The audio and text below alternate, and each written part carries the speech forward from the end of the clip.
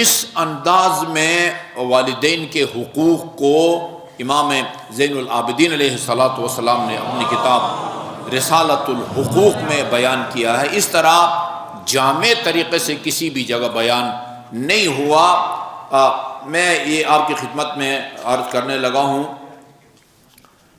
آپ نے فرمایا ہے باپ کے حق کے بارے میں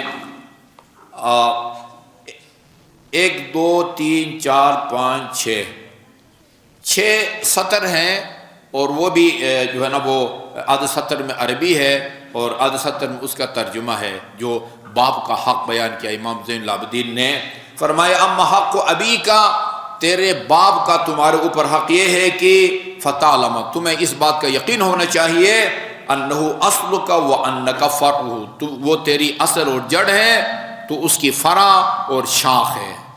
باپ اصل ہے، جڑ ہے، اور تو اس کی فرع ہے۔ وانک لولا لم تکن، یہ تمہیں معلوم ہونا چاہیے خالق ہر مخلوق کا خالق ہے، لیکن سبب تمہارا باپ ہے، وہ نہ ہوتا آج تو نہ ہوتا۔ تو جو کچھ بھی ہے سبب تیرا باپ بنا ہے، وہ نہ ہوتا تو نہ ہوتا۔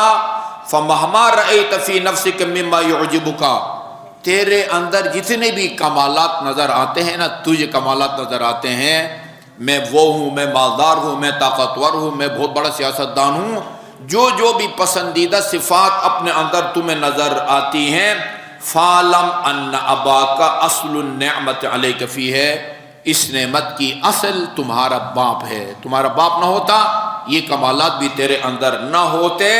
احمد اللہ وشکرہ، خدا کی حمد و ثنا کرو اور شکر کرو اس کی قدر قیمت پر۔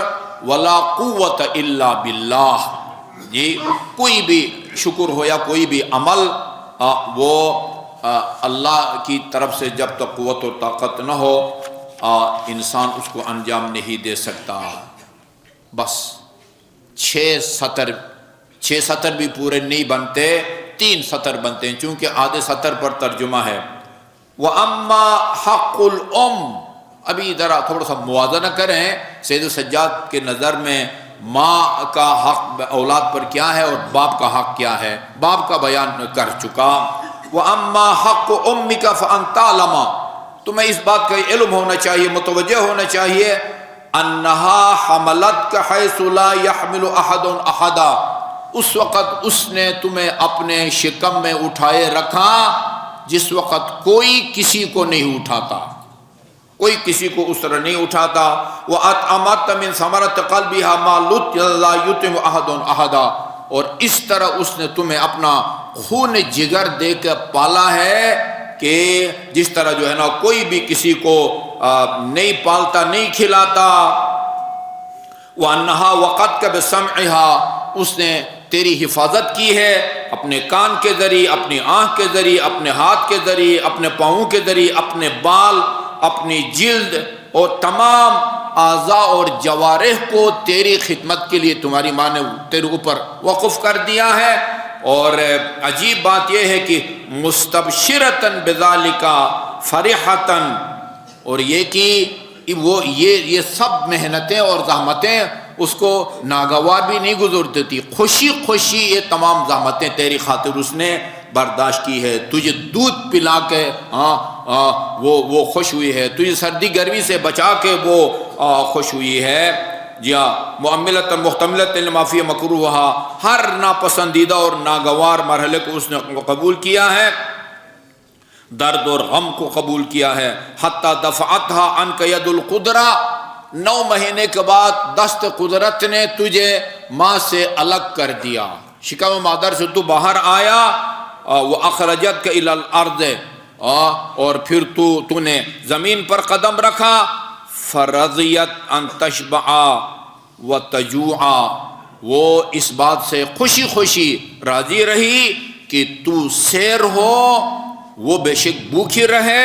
وَتَقْسُوكَ یا وَتَعْرَى، وہ اس کے جسم پر لباس ہو یا نہ ہو لیکن تیرے جسم پر لباس ضرور ہو۔ وَتُرْوِيكَ وَتَظْمَا، تو سیراب ہو، بے شک وہ پیاسی رہے۔ یا وَتَظْمَا وَتُدِلُّكَ، خود بے شک اس میں رہے، دھوپ میں رہے اور تو سائے میں رہے،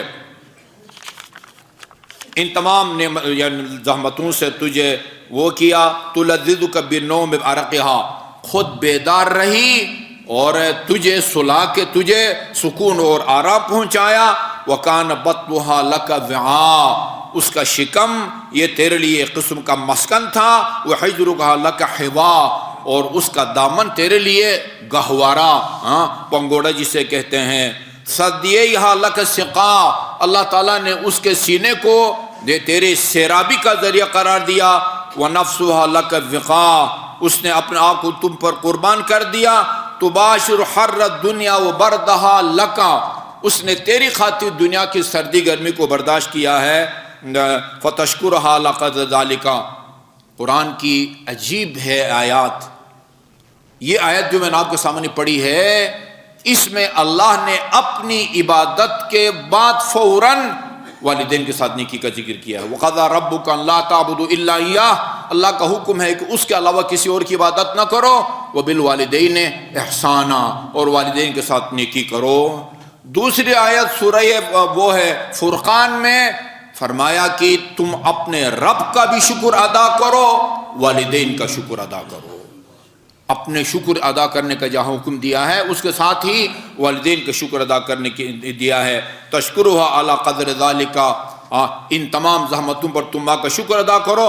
اور پھر فرماتے ہیں وَلَا تَقْدِرُ عَلَيْهِ إِلَّا بِعَوْنِ اللَّهِ وَتَوْفِيقِهِ، اور میں یہ تمہیں بتاؤں، جب تک اللہ تعالیٰ تمہیں توفیق نہیں دے گا خاص اور ماں کے حقوق کی ادائیگی کی تجھے طاقت نہیں دے گا، یہ کوئی آسان کام نہیں ہے کہ تم ماں کے حقوق کو ادا کرو، اس کا شکریہ ادا کرو۔ اللہ تعالیٰ ہمیں والدین کے، چاہے وہ زندہ ہیں، جن کے والدین زندہ ہیں اللہ تعالیٰ انہیں مزید طول عمر دے، اور جن کے والدین مرحوم ہیں سب کو اپنے والدین کے ساتھ نیکی کرنے کا، اور سید سجاد کے اس رسالت کی روشنی میں ان کے حقوق کو سمجھ کے اور ان کو ادا کرنے کی توفیق عطا فرمائے۔